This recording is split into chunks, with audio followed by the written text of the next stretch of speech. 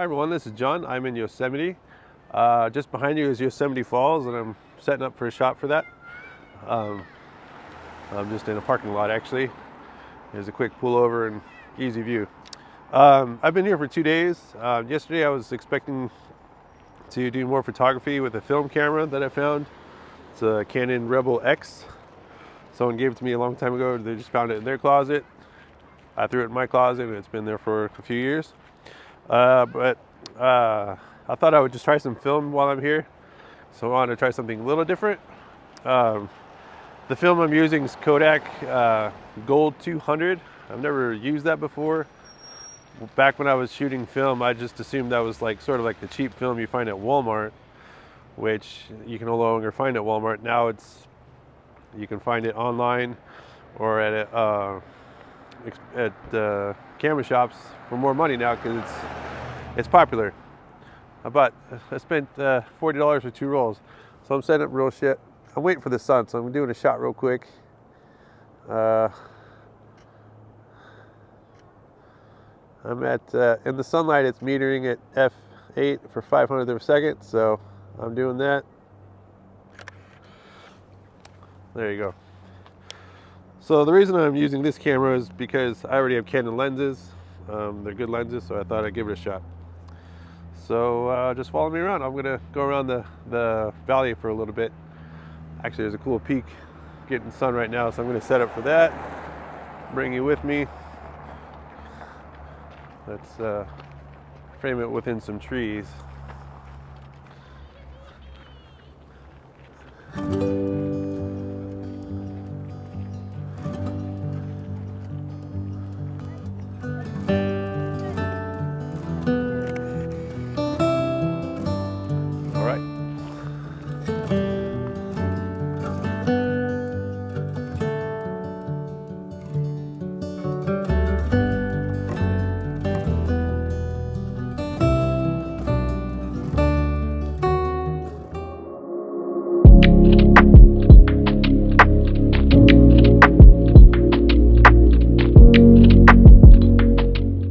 One thing I like to do in Yosemite or in photography in general, I mean, whether I'm doing street photography or nature photography, landscape, a lot of times I pick out a destination and I like to just walk there or walk back from there.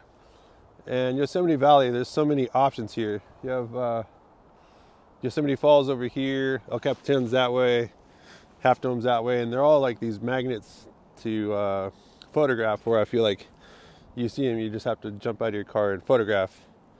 A lot of times here, there are certain places that are off limits to parking, so if you're driving around, you might not always be able to just stop and take a photo. So one thing especially helpful is to just walk around. So I found this tree that fell, and I like this pine cone here just sitting on the orange needles. So I'm waiting for the sun to come back because it's just been going in and out. Again, I'm shooting with this Rebel. You rebel scum. I got an 85mm attached. I also have one other lens that will fit with this camera. It's a 16-35, so I've got some options. But so I'm just waiting for the light to come back.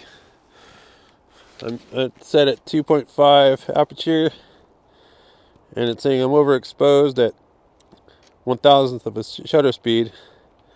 So I'm going to open it just a little bit to 750. And what do you think?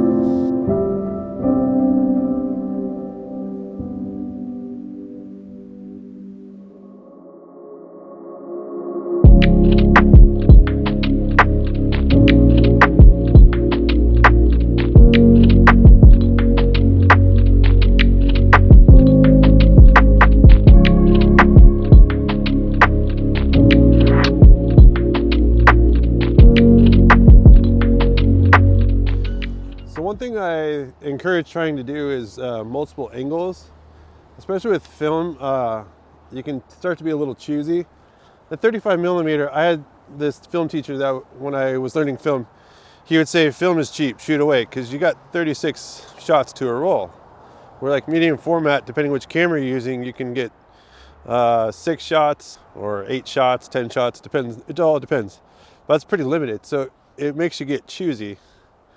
And I guess with 35mm going up in price due to demand and limited supply, I encourage the idea of checking out angles first, because you might catch something when you're driving by and just see, oh, that looks cool, and get there and it doesn't quite work.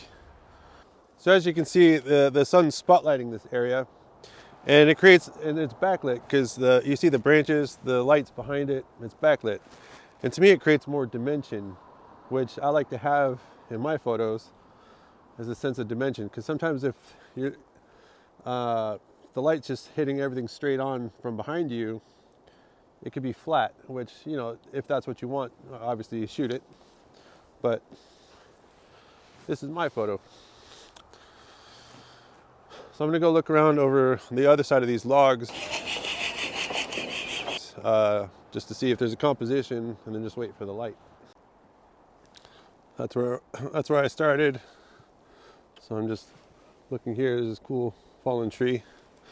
It's also sunken into the ground, but apparently it doesn't really hit, the light doesn't hit it. So let's keep looking.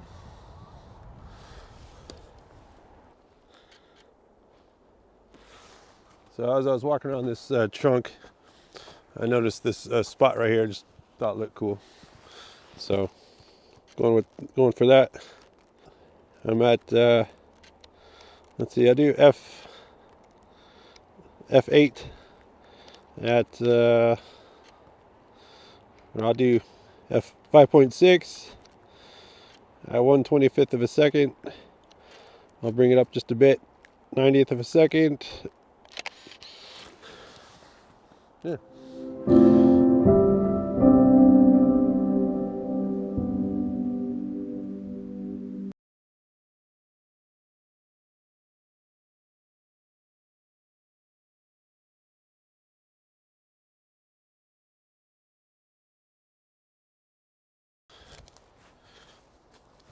There's this grouping of trees here that's really cool.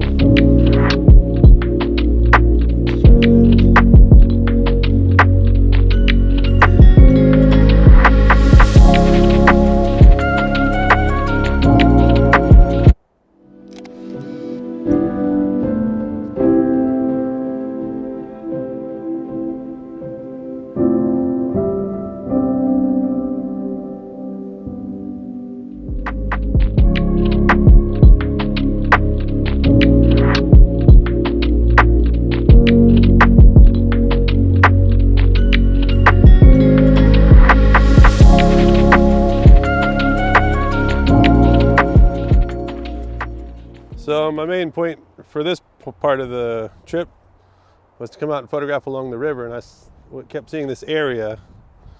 Now I'm up to it, and the lighting's, it looks great being here, don't get me wrong, but it's really bright on this log, and the water's dark, and so I don't know if it works. And then looking this way, it's a great scene. There's this tree arching over the water, it looks really cool, but again, the lighting's not optimal. And I saw it first thing early in the morning, and there was nowhere to park nearby, of course. So after breakfast and all that, so by the time I got over here, it's like this. And don't get me wrong, it looks great, but I think it's just best left to memory, or for next time.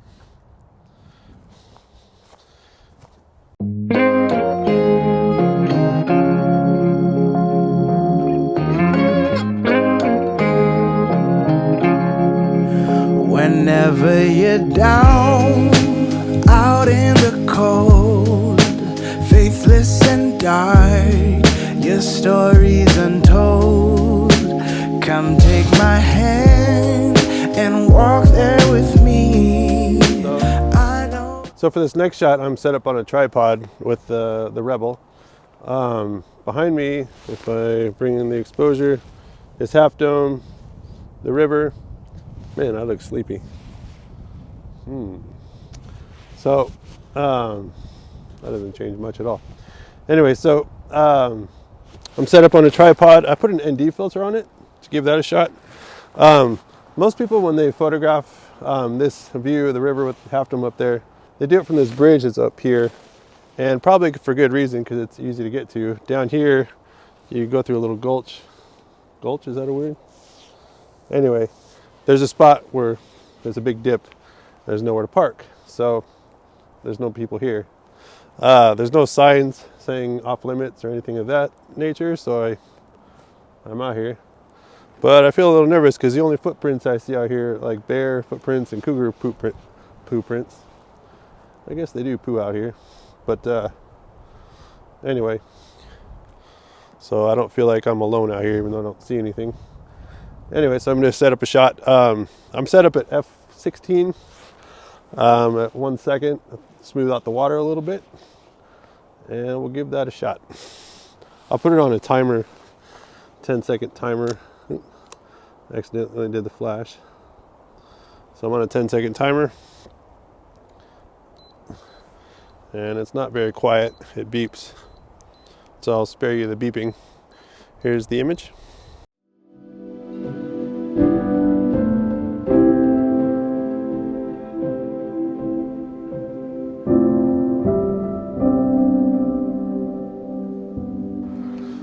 I'm going to end this video here. I've actually made 2 videos. One is just strictly with this film, and another mixing digital and film.